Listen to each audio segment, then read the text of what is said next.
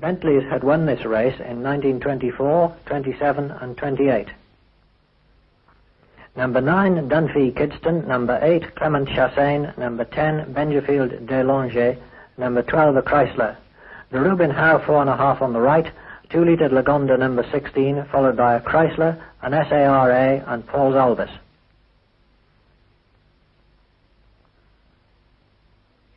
A Stutz following Clement is passed by Kidston's 4.5. 2 of the Bentleys and a Chrysler.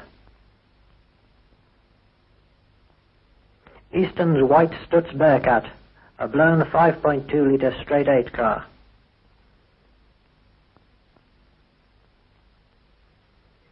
Stoffel's Chrysler seen through the trees, which finished 6th, followed by a Stutz.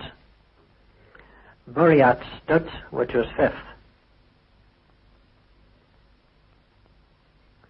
Glen Kidston's 4.5. The mechanic on the left with the jug is Jack Sopp. In contrast to the Brooklands race, only one person was allowed to work on the car at Le Mans.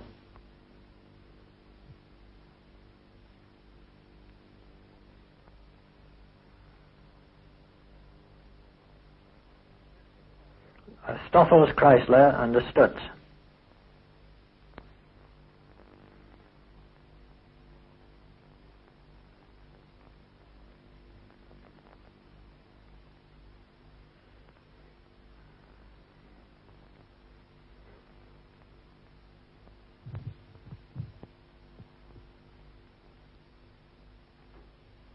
A Stutz followed by a Chrysler.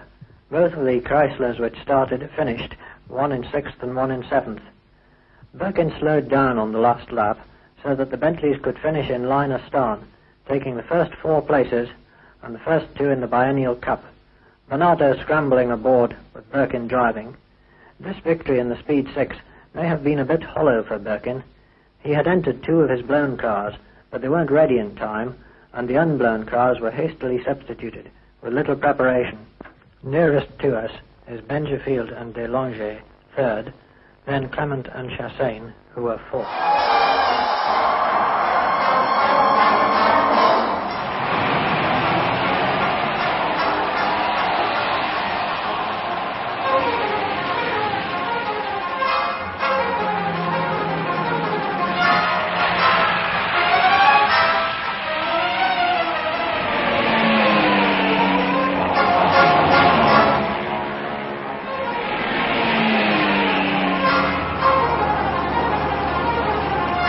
In 1928, a 4.5-litre Bentley driven by Wolf Bonato and Bernard Rubin took the checkered flag at Le Mans.